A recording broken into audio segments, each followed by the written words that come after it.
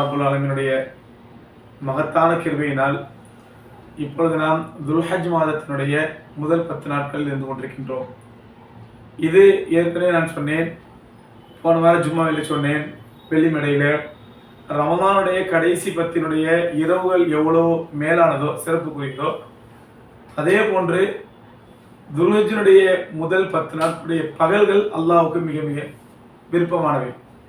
எனவே இன்றைய நாளில் இந்த 10 நாட்களில் நாம் நம்முடைய அமல்களை, நல்ல அமல்களை அதிகரிக்க வேண்டும், நம்முடைய அல்லாஹ்வுக்கு நெருக்கமான காரியங்களை அதிகரிக்க வேண்டும் என்பதெல்லாம் நாம் தெரிந்து அல்ஹம்துலில்லாஹ் அமல் செய்து கொண்டிருக்கின்றோம். அருமைக்குரிய இதற்கு காரணம் என்னவென்றால், இந்த மாதத்தில் தான் அல்லாஹ் ரப்பல் ஆலமீன் நமக்கு ஹஜ்ஜை நசீவாக்கி இருக்கின்றார், ஹஜ்ஜை ஃபர்லாக்கி இருக்கின்றார். துல்ஹஜ் மாதம் 10வது நாள் இருக்கின்றதே, இது ஹஜ்ஜினுடைய முக்கியமான கிரியைகள் நிறைவேற்றப்படக்கூடிய காலம், இது முக்கியமான கிரியைகள் நிறைவேற்றப்படக்கூடிய நேரம் இது. அந்த அடிப்படையில் தான் அல்லாஹ் சுப்ஹானஹு வ தஆலா இந்த ஹஜ்ஜினுடைய அமல்களை முன்வைத்து இந்த துல்ஹஜ் மாதம் முதல் 10 நாட்களுமே அல்லாஹ்வுக்கு விருப்பமான நற்காரியங்களை, நல்ல அமல்களை அதிகமாக செய்ய வேண்டும் என்று பெருமானார் ஸல்லல்லாஹு அலைஹி வஸல்லம் அவர்கள் நமக்கு வழிகாட்டி இருக்கின்றார்கள். அதிலும் குறிப்பாக அடுத்த வெள்ளிக்கிழமை இன்ஷா அல்லாஹ் வருவதற்கின்றது யௌம அரஃபா, அரஃபாவுடைய நாள். இந்த அரஃபாவுடைய நாள் என்பது அல்லாஹ்வுக்கு எவ்வளவு பிரியமான நாள் என்றால், அஃதலு ஐயாமின் யௌம அரஃபா. பெருமானார் ஸல்லல்லாஹு அலைஹி வஸல்லம் இப்னு ஹாக்கிம் வரக்கூடிய ஹதீஸ், நாட்களிலேயே அல்லாஹ்வுக்கு மிக மிக பிடித்தமான நாள் அரஃபாவுடைய நாள் நாங்க. அது மட்டுமல்ல, அஃதல் யௌமின் தலஅத் அலைஹி ஷம்சு யௌமுல் ஜும்ஆ, சூரியன் உதயமாகக்கூடிய நாட்களிலேயே மிக சிறந்த நாள் ஜும்மாவுடைய நாள் நாங்க. அடுத்த வாரம் இன்ஷா அல்லாஹ் அரஃபாவுடைய நாள் இருக்குது, வெள்ளிக்கிழமையும் வருது, அதே நேரத்தில் அரஃபாவுடைய நாளும் வருகின்றது. 2 சிறப்புகள் ஒரு சேர அல்லாஹ் கொடுக்கின்றான். அடுத்த வெள்ளிக்கிழமை அரஃபாவுடைய நாள். இந்த நாளிலே நாம் செய்ய வேண்டிய மிகப்பெரிய காரியம் என்ன என்றால், இந்த அரஃபாவுடைய நாளிலே அருமைக்குரியவர்களே, நாம் நோன்பு வைப்பது வலியுறுத்தப்பட்ட சுன்னத். கண்மணி நாயகம் ஸல்லல்லாஹு அலைஹி வஸல்லம் வலியுறுத்தப்பட்ட சுன்னத்.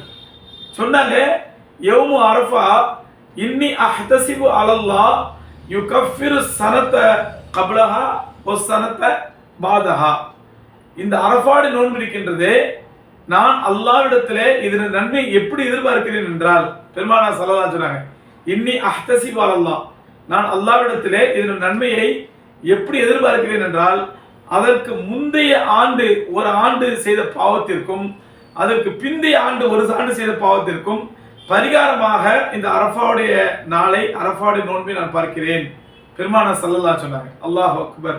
அந்த அரஃபாவுடைய ஒரு நாள் நோன்பு வைப்பது முன்னால், ஒரு வருஷம் முன்னால் செஞ்ச பாவங்களுக்கும் ஒரு வருஷம் பின்னால் செய்த பாவங்களுக்கும் அத்தனைக்கும் அல்லாஹ் ரப்பல் ஆலமீன் அதை பரிகாரமாக ஆக்கி விடுகின்றான் என்று பெருமானார் ஸல்லல்லாஹு அலைஹி சொன்னாங்க. ஆகவே அந்த அரஃபா நோன்பு என்பது மிக மிக ஒரு வலியுறுத்தப்பட்ட நோன்பு. அந்த அரஃபா நாளிலே ஹாஜிகள் குறிப்பாக அங்கே இருக்கும் பொழுது, அந்த ஹஜ்ஜுடைய அமல்களில் ஈடுபடும் பொழுது இந்த அரஃபாவை மிக மிக புனிதமான நேரமாக கருத வேண்டும். ஏன்னா பெருமானார் ஸல்லல்லாஹு அலைஹி வஸல்லம் இந்த அரஃபா நாளை பற்றி சொல்லும்போது சொன்னாங்க, இந்த அரஃபா நாளிலே ஒரு முஃமின் நோன்பு வைக்கணும், ஹாஜி அல்லாதவங்களுக்கு. ஹாஜிகள் நோன்பு வைக்க கூடாது, ஹாஜி அல்லாதவர்கள் அரஃபா நாளிலே நோன்பு வைக்க வேண்டும். அப்புறம் அரஃபா நாளில் செய்ய வேண்டிய முக்கியமான அமல் என்ன அப்படின்னு சொன்னா, ரசூலுல்லாஹி ஸல்லல்லாஹு அலைஹி சொன்னாங்க, அரஃபா நாளிலே நானும் எனக்கு முன் சென்ற நபிமார்களும், மா அன குல்து வன் நபியு கப்லி, நானும் எனக்கு முன் சென்ற நபிமார்களும் சொன்ன திக்ர் என்னவென்றால், அல்லாஹ்வுக்கு மிக பிடித்தமான திக்ர் லா இலாஹ இல்லல்லாஹ் வஹ்தஹு லா ஷரீக லஹ் லஹுல் முல்கு வ லஹுல் ஹம்து வ ஹுவ அலா குல்லி ஷைஇன் கதீர். இந்த திக்ரை அதிகமாக ஓத வேண்டும் அரஃபா நாளிலே. இது ஹாஜிகளும் ஓதணும், ஹாஜி அல்லாதவங்களும் ஓதணும். நோன்பு மட்டும்தான் ஹாஜி அல்லாதவங்களுக்கு, மற்ற எல்லா அமல்களும் ஹாஜிகளும் செய்யணும், ஹாஜி அல்லாதவங்களும் செய்யணும். என்ன சொன்னாங்க, அரஃபா நாளிலே நானும் எனக்கு முன்னால் வாழ்ந்த நபிமார்களும் எல்லோரும் இந்த நாளிலே செய்த மிகச் சிறந்த திக்ர் என்னவென்றால், லா இலாஹ இல்லல்லாஹ் வஹ்தஹு லா ஷரீக லஹ் லஹுல் முல்கு வ லஹுல் ஹம்து வ ஹுவ அலா குல்லி ஷைஇன் கதீர். இந்த 4 வார்த்தைகளை சேர்ந்த ஒரு திக்ர். இந்த திக்ரை அரஃபாவிலே நானும் அதிகமாக திக்ர் செய்கின்றேன், எனக்கு முன் சென்ற நபிமார்களும் அதிகமாக செஞ்சிருக்காங்க அப்படின்னு நபி ஸல்லல்லாஹு அலைஹி வஸல்லம் சொன்னாங்க. ஆக இந்த அரஃபா நாளிலே செய்ய வேண்டிய அமல் இது 2வது அமல். மூன்றாவது அமல் என்ன அப்படின்னு சொன்னா, அரஃபா நாளிலே அதிகமாக தக்பீர் சொல்ல வேண்டும். குறிப்பா துல்ஹஜ் பிறந்ததிலிருந்தே இந்த காலகட்டத்திலேயே அதிகமாக தக்பீர் சொல்லணும். உமர் ரலியல்லாஹு தஆலா பத்தி வருது, அவங்க கடைவீதிகள்ல இந்த துல்ஹஜ் மாசம் 10 நாளும் கடைவீதிகள்ல போனா தக்பீர் சொல்லிட்டே போவாங்க, சத்தமா சொல்லுவாங்க. அவர்கள் தக்பீர் சொல்லக்கூடிய அந்த சத்தத்தையும் விதத்தையும் பார்த்து வியாபாரிகள், அதே மாதிரி கஸ்டமர்கள் எல்லாரும் தக்பீர் சொல்லுவாங்க அப்படின்னு ஹதீஸ்கள்ல வருது. அதனால இந்த 10 நாட்களையும் அதிகமாக தக்பீர் சொல்லணும். அதிலும் குறிப்பாக அரஃபா நாளில் அதிகமாக தக்பீர்கள் சொல்ல வேண்டும். எதுக்கு சொல்றோம்னா சகோதரர்களே, இதெல்லாம் நாம் அல்லாஹ்வை நெருங்குவதற்கும் வல்ல ரப்புல் ஆலமீனோடு நமக்குள்ள உறவை வலுப்படுத்திக் கொள்வதற்கும் அல்லாஹ் அவருடைய ரசூல் ஸல்லல்லாஹு அலைஹி வஸல்லம் காட்டிய அழகான வழிமுறைகள். இதை நாம் கடைபிடிக்க வேண்டும். அடுத்த சகோதரர்களே, இந்த ஹஜ் இருக்குது, ஹஜ் பெருநாள் அடுத்த சனிக்கிழமை இன்ஷா அல்லாஹ் வர இருக்குது. ஹஜ் பெருநாள். இந்த ஹஜ் பெருநாளிலே ஒரு மூமின் செய்யக்கூடிய மிகச்சிறந்த இபாதத் குர்பானி என்பது. இன்னைக்கு குர்பானி எப்படி ஆயிடுச்சு அப்படின்னு சொன்னா, நாம பெரும்பாலும் என்ன பண்றோம், ஆடு விலை ஏறி போச்சுங்க, 10,000 12,000 ஆகி போச்சு, 20,000 ஆகி போச்சு, 25,000 ஆகி போச்சு, அவ்வளோ நமக்கு முடியாது அப்படின்னு சொல்லி ஈஸியா ஒதுங்கிடுறோம். அருமைக்குரியவர்களே, ஆட்டை குர்பானி கொடுத்தால் எந்த நன்மையோ, எந்த தியாக உணர்வோ, எந்த அல்லாஹ்வுடைய கட்டளை அல்லாஹ்வுடைய கடமை நிறைவேறுமோ அதே நன்மை அதே அளவுக்கு ஒரு மாட்டிலே 7 பேர் சேர்ந்து கொண்டாலும் நிறைவேறும். அதை ஞாபகத்தில் வச்சுக்கங்க. ஆட்டை கொடுத்தா நம்ம எவ்வளவு குர்பானி நிறைவேறுமோ, எவ்வளவு நன்மை கிடைக்குமோ அதே அளவுக்கு நன்மை ஒரு மாட்டை 7 பேர் சேர்ந்தாலும் குர்பானி கொடுக்கலாம். இன்னைக்கு மாடு என்பது சகோதரர்களே, இன்னைக்கு நம்ம இந்தியா மெட்ராஸ் தமிழ்நாட்டில் பார்த்தீங்கன்னா 3,000 ரூபாய் 3,500 ரூபாய்க்குலாம் பங்கு போடுறாங்க. நீங்க அதுல சேரும் பொழுது இன்னைக்கு என்ன ஆகி போச்சுன்னா, அந்த கூட்டு குர்பானிங்கிறது வந்து தடி எடுத்தோம்னா தண்டல்கார மாதிரி ஆளுக்கு இது வெத்தலை பார்க்குற மாதிரி ஆரம்பிச்சிட்டாங்க. ஆளாளுக்கு எதை அடுத்தவன யாரோட ஆரம்பிக்கலாம், யாரோட செய்யலாம் அப்படின்னு சொல்லி. அதனால தயவு செய்து முஸ்லிம் சகோதரர்கள் இந்த கூட்டு குர்பானி விஷயத்துல ஏமாந்துடக்கூடாது. முறையா செய்யறாங்களா, ஷரியத் சட்டப்படி அறுக்கிறாங்களா, முறையா இருக்கிறாங்களா, ஷரியத்திலே சட்டங்களை பேணி அறுக்கின்றார்களா என்று பார்த்து நீங்கள் கூட்டு குர்பானில சேருங்க. ஏன்னு சொன்னா, இதுக்கு முன்னாடிலாம் குர்பானி என்பது மதரசாக்கள், நல்ல இஸ்லாமிய ட்ரஸ்டுகள் அவங்க தான் குர்பானி கொடுத்தாங்க. அப்போ முறையா நடந்துச்சு. உலமாக்களுடைய கண்ட்ரோல்ல, உலமாக்களுடைய கண்காணிப்புல ஷரியத்தை பேணி இந்த குர்பானி கொடுக்கப்படும் பொழுது அங்கே குர்பானி முழுமையா நிறைவேறிச்சு. இப்ப என்ன ஆகி போச்சுன்னா, இவன் 3,500 ரூபாய்க்கு 5 கிலோ கறி தரானா, அவன் 3,500 ரூபாய்க்கு 6 கிலோ கறி தரான். இவன் 3,500 ரூபாய்க்கு 8 கிலோ கறி தரான். அவன் எப்படி அறுக்கிறான், ஷரியத் முறைப்படி அறுக்கின்றார்களா? ஏன்னா ஷரியத்தில் என்ன சட்டம்னா, கூட்டு குர்பானுடைய சட்டத்தை பேசிக்கான சட்டம். நாம எந்த மாட்டிலே குர்பானி சேர்கிறோம் என்பது முதல்ல நமக்கு தெரியணும். எந்த மாட்டில குர்பானி சேர்கிறோம் என்பது தெரியணும். அந்த மாட்டின் கறியை மட்டும் தான் வாங்கிட்டு வரணும். உதாரணம் 10 மாடு இருக்கிறாங்கன்னா, 10 மாடு நான் வந்து 9வது மாட்டில் என் பேர் இருந்துச்சுன்னா, என்னுடைய கூட்டு கறியை வாங்குவதற்காக, குர்பானி கறியை பயன்படுத்துவதற்காக கண்டிஷன் அப்படின்னு சொன்னா, 9வது மாட்டிலே என்னுடைய பங்கு இருக்கிறது என்றால், நான் 2வது மாட்டிலே 3வது மாட்டிலே கறியை வாங்கக்கூடாது. மார்க்கத்தில் அனுமதி இல்லை. என்னுடைய பங்கு எந்த மாட்டில் இருக்கின்றதோ அந்த மாட்டு இறைச்சியை தான் எனக்கு பயன்படுத்த வேண்டும், நான் பயன்படுத்தணும். அப்படிங்கும் பொழுது இப்ப என்ன ஆயிடுது, ஈவனா எல்லாத்துக்கும் 6 கிலோ தூக்கிட்டு போங்க, 8 கிலோ தூக்கிட்டு போங்க, ஏன்னா மார்க்கம் தெரியாதனால. அதே மாதிரி குர்பானிலே சகோதரர்களே, கூட்டு குர்பானிலே ஷரியத் சட்டப்படி 2 ஆடுகள் மாடு என்பது 2 ஆடுகள் பூர்த்தி செய்யப்பட்ட மாடுகளா இருக்கணும். இதெல்லாம் பார்த்து தமிழ்நாட்டில் சேருங்க. இல்லை என்றால் எனக்கு 3,500 செலவு பண்ண முடியாது அப்படின்னு சொன்னா, அல்ஹம்துலில்லாஹ் இன்னைக்கு வெளி மாநிலங்களிலே உதாரணம் நாங்க இல்மி ட்ரஸ்ட் கடந்த 15 வருடங்களாக அல்லாஹ்வுடைய கிருபையினால் அஸ்ஸாமிலே மிகச் சிறப்பாக இந்த குர்பானி கடமை நிறைவேற்றி வருகின்றோம். வெறும் 2,500 ரூபாய்க்கு 3 வருஷம் வந்து விலை கூட ஏறல. 3 வருஷம் வேலையே ஏற்றல. மெட்ராஸ் தமிழ்நாட்டிலாவது 2,500 வந்துச்சு, 3,000 வந்துச்சு, 3,000 4,000 எழுதிட்டே போகுது. நாங்கள் 3 வருஷமா 4 வருஷம் விலை கூட ஏற்றல. இதே 2,500 ரூபாயில அல்ஹம்துலில்லாஹ் அஸ்ஸாம் மக்களுக்கு, ஏன் நான் அஸ்ஸாமில் போய் கொண்டு கொடுக்குறேன்னு சொன்னா, இங்கெல்லாம் நம்ம குர்பானி கொடுத்தா நமக்கு இறைச்சி கிடைக்கும், எல்லாரும் சாப்பிடுவோம். ஆனால் அந்த மக்கள் மிக மிக பாதிக்கப்பட்ட மக்கள், கஷ்டப்படக்கூடிய மக்கள், அன்றாட சாப்பாட்டுக்கு வழி இல்லாம சிறை கொட்டடியில் அடிக்கப்பட்டு சிஏ என்ஆர்சி சட்டங்களால் பாதிக்கப்பட்டு வெட்ட வழி திறந்த வெளி சிறைச்சாலையில அடைக்கப்பட்டு வாழ்வாதாரத்துக்கு வழி இல்லாம கஷ்டப்பட்டு இருக்காங்க. அந்த மக்களுக்கு இந்த இறைச்சியை பயன்படுத்தும் சகோதரர்களே, நமக்கு பன்மடங்கு நன்மை கிடைக்கும். ஒன்னு குர்பானி கொடுத்த நன்மை, இன்னொன்னு அந்த மக்களுக்கு, பாதிக்கப்பட்ட மக்களுக்கு, அதுவும் அநியாயக்கார பாவிகளால், அநியாயக்கார RSS ஆட்சியாளர்களால் பாதிக்கப்பட்ட மக்களுக்கு அந்த குர்பானி கிடைக்கும் பொழுது அதோட நன்மை பன்மடங்கா நமக்கு கிடைக்கும். அதனால நன்மை அதிகமாக எதிர்பார்க்கிறவங்க எங்களோட தொடர்பு கொள்ளுங்க. 2500 ரூபாய்க்கு அல்ஹம்துலில்லாஹ் அந்த மக்களுக்கு நம்ம குர்பானியை நிறைவேற்றி தருகின்றோம். உங்களுடைய கடமை பூர்த்தி தருகின்றோம். அந்த மக்களுக்கு இறைச்சியை கொடுக்கின்றோம். அருமைக்குரியவர்களே, இந்த ஷரியத்துடைய சட்டங்களை எல்லாம் பார்த்து ஏதாவது ஒரு வழியிலே நீங்க குர்பானி கொடுங்க. அல்லது இப்போ 2 ட்ரஸ்ட் தமிழ்நாட்டில் இருக்கிறாங்க, ரொம்ப பெர்ஃபெக்டா செய்யறாங்க. ரஹ்மானியா ட்ரஸ்ட் ஒன்று, அல் இஹ்சான் ட்ரஸ்ட் ஒன்று, 1600 ரூபாய்க்கு அவங்க குர்பானி கொடுக்கக்கூடிய மாநிலங்களில் அல்ஹம்துலில்லாஹ் மாடு ரொம்ப சீப்பா கிடைக்குது. அதை வாங்கி அவங்க அறுக்கிறாங்க.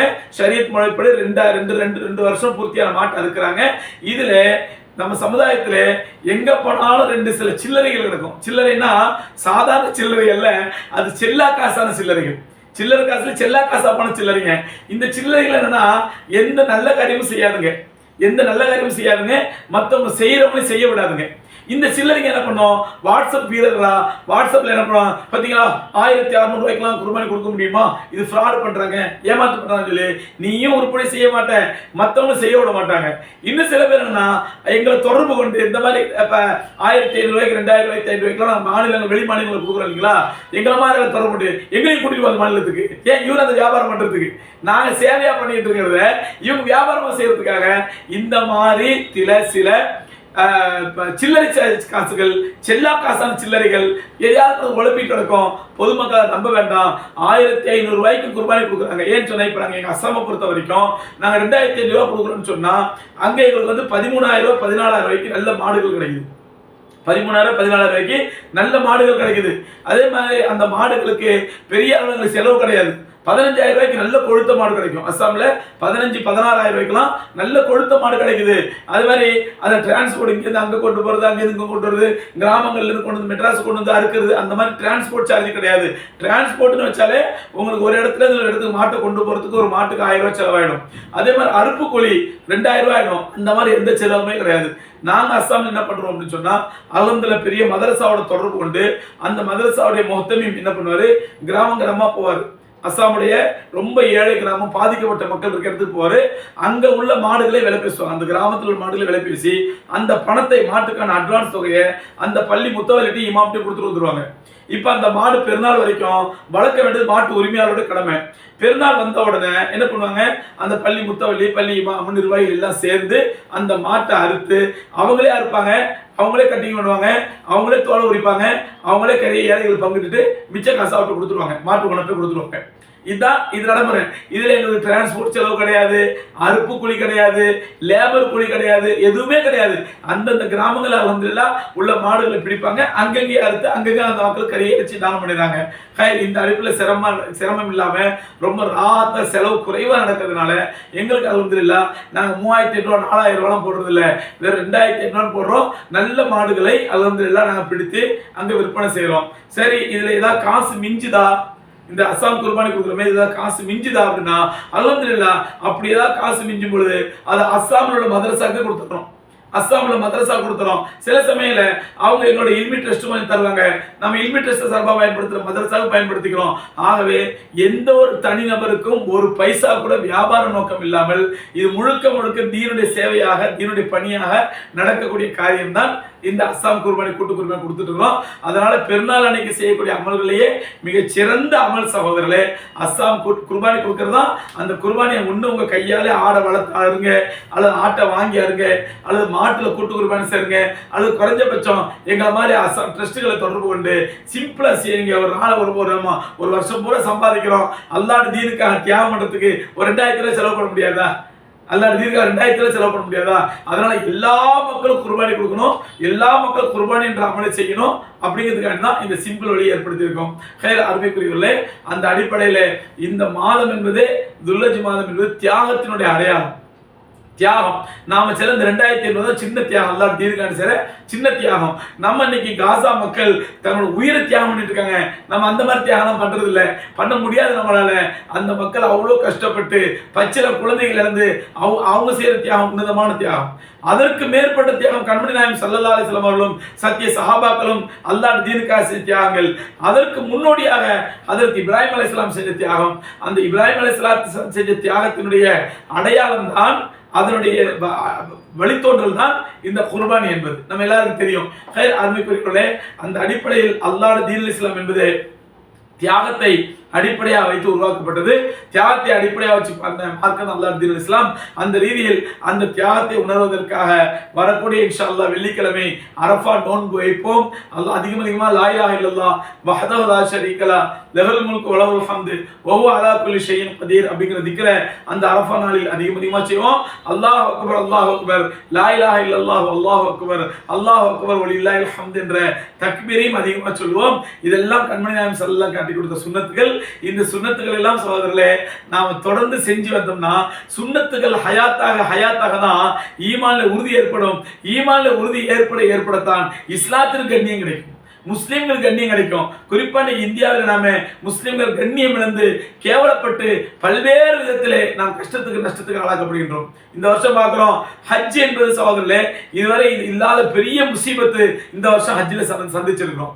இந்த வருஷம் ஹஜ் என்பது முஸ்லீம்கள் குருவி சேர்த்த மாதிரி காசு சேர்ப்பாங்க. குருவி சேர்த்த மாதிரி கொஞ்சம் கொஞ்சமா காசு சேர்த்து அந்த காசை வச்சு வாழ்க்கையில ஒரு முறை நிறைவேற்றக்கூடிய இந்த இபாதத்தை வாழ்க்கையில ஒரு முறை நிறைவேற்றணுமே சொல்லி என்ன பண்ணுவாங்க, அந்த காசை கொடுத்து ஹஜ்ஜுக்கு போவோம். இது அல்ஹம்துலில்லாஹ் ஒரு நூறாணியத்தான ஹஜ்ஜா இருந்துச்சு.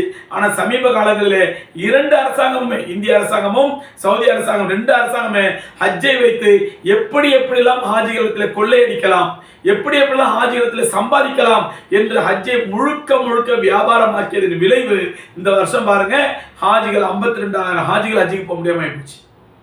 பிரைவேட்ல போக வேண்டிய 52,000 ஹாஜிகள் கடைசியில் 10,000 கோட்டா கொடுத்தானுங்க. 42,000 ஹாஜிகள் பணம் கட்டி, முழு பணமும் கட்டி ஊருக்குள்ள பயணம் சொல்லி அல்லாஹ் அடுத்து துவா செய்து பொருட்கள் ஏற்பாடு செய்து பிரயாணங்கள் கட்டி ரெடியா இருந்து தயாரிப்போட ஆசையோட உள்ளம் நிறைய கல்பை பார்க்கணுமே, கபத்துல்லா பார்க்கணுமே, கல்பு நிறைய கபத்துல்லா பார்க்கணுமே என்ற ஆசையோடும் ஏக்கத்தோடும் தாங்கி இருந்த மக்களுடைய ஆசைகளிலே இரண்டு அரசாங்கங்களும் சேர்ந்து மண்ணை எள்ளி போட்டு விட்டார்கள். இந்த வருஷம் 42,000 ஹாஜிகளுக்கு ஹஜ் விசா கேன்சல் ஆனது. இது முழுக்க காரணம் யார் என்பது அல்லாஹ்வுக்கு தெரியும். அல்லாஹ் ரப்பல் ஆலமீன் நிச்சயமா இந்த அநியாயக்கார பாவிகளை விடமாட்டான். அவங்களுக்கு அல்லாஹ் தண்டனை கொடுத்தே தீருவான். அல்லாஹ்ட்ட துஆ செய்வோம், அடுத்தடுத்த ஆண்டுகள்ல இந்த முசீபத் வராமல் இருக்க துஆ செய்வோம். அருமைக்குரியவர்களே, ஆகவே இந்த ஹஜ் என்பது அல்லாஹ்வால் மிகப்பெரிய வலியுறுத்தப்பட்ட கடமை. இந்த ஹஜ்ஜை நாம் எவ்வளவு சீக்கிரம் முடிக்கணுமோ அவ்வளவு சீக்கிரம் முடிச்சிருங்க. ஹஜ்ஜை தள்ளி போடாதீங்க. பெருமானார் ஸல்லல்லாஹு அலைஹி சொன்னாங்க, யாருக்கு ஹஜ்ஜி கடமையாகிவிட்டதோ அவர் ஹஜ்ஜி செய்யாமலே மௌத்தாகி போயினால் அவர் யகூதியாவோ நஸ்ரானியாவோ மௌத்தாகட்டும், என்னுடைய உம்மத் என்று சொல்லிக்கொள்ள வேண்டாம், அவர் யூதனாகவோ நஸ்ரானியாவோ மௌத்தாகிட்டுங்கிறாங்க. இன்னைக்கு பல்லாயிரக்கணக்கான லட்சக்கணக்கான கோடானு கோடிக்கணக்கான செல்வந்தர்கள் பணத்தை வச்சுக்கிட்டு அவங்களுக்கு ஹஜ்ஜி செய்ய ஆசை இல்லாமல் இருக்கிறாங்க. பெரிய பாவம். ஹஜ்ஜை இன்னும் சில பேர் நினைக்கிறானா அதெல்லாம் இப்ப செய்யற ஹஜ் இல்லைங்க, நான் 60 வயசு 20 வயசு ஆகட்டும், எப்படி காசி ராமேஸ்வரத்துக்கு போய் நம்ம கடைசி நேரத்தில் பாவங்களை கழுவிட்டு வருமோ அந்த மாதிரி சம்சம் தள்ளி பாவத்தை கழுவிட்டு வரலாம் அப்படின்னு சொல்லி பைத்தியகாரத்தமா நினைச்சிட்டு இருக்காங்க. ஹஜ் என்பது சகோதரர்களே இளமையிலேயே உடல் ஆரோக்கியம் இருக்கும் பொழுது செய்ய வேண்டிய கடமை ஹஜ் என்பது. அதனால அல்லாஹ் சொல்றான், உடல் ஆரோக்கியம் உள்ளவர்களுக்கும் செல்வ வசதி உள்ளவர்களுக்கு தான் ஹஜ்ஜி கடமைங்கிறான்.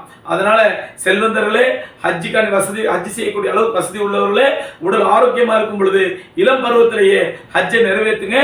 அதுதான் ஹஜ்ஜி பரிபூர்ணமான ஹஜ்ஜாமை. இல்ல வயசான காலத்துல நம்ம ஹஜ்ஜிக்கு போனோம்னா அவர் ஹஜ்ஜிக்கு போல மக்காக்கு போறாரு, அவ்வளவுதான். ஹஜ்ஜிக்கு போல மக்காவுக்கு போறாரு, முட்டு வலி முதுகு வலி, நடக்க முடியாது, தவாப் செய்ய முடியாது, ஒரு அமல் செய்ய முடியாது, மினால உட்காந்துட்டு ஜம்ராத் கூட நடக்க முடியாது. யார்கிட்டயே கல்லை கொடுத்து விடுவாங்க, என் கல்லை நீங்க ஜம்ராத்துல சைத்தான் கல்லடிச்சு வந்திருக்கேன் அப்படி கொடுத்து விடுவாங்க. இந்த மாதிரி நிலைகள்லாம் வராமல் இருப்பதற்காக இளம் வயதிலே ஹஜ்ஜி செய்வோம். அல்லாஹ் ரப்பல் ஆலமீன் அடுத்தடுத்த ஆண்டுகளில் இந்த ஆண்டு ஹாஜிகளுக்கு எவ்வளவு பெரிய முசீபத்து ஏற்பட்டுச்சோ அந்த மாதிரி முசீபத்துகள் அடுத்தடுத்த ஆண்டுகளில் ஏற்படாமல் அல்லாஹ் பாதுகாப்பானாக. நம்ம எல்லோரும் நம்முடைய கடமைகளை, இந்தியாவில் வாழக்கூடிய முஸ்லிம்கள் அல்லாஹ்வுடைய கடமைகளை நிம்மதியாக கண்ணியத்தோடு நம்முடைய கடமை நிறைவேற்றுவதற்கும் நம்முடைய பள்ளிவாசல்கள், நம்முடைய மதரசாக்கள், நம்முடைய வக்ஃபு நிலங்கள் இதெல்லாம் அநியாயக்கார ஆக்கிரமிப்பு செய்யக்கூடிய அட்டூழியக்கார ஆட்சியாளர்களால் ஆக்கிரமிக்கப்படாமல் அல்லாஹ்வின் பொருள், அல்லாஹ்வின் சொத்து அல்லாஹ்வால் பாதுகாக்கப்படுவதற்கு தௌஃபீக் செய்வானாக.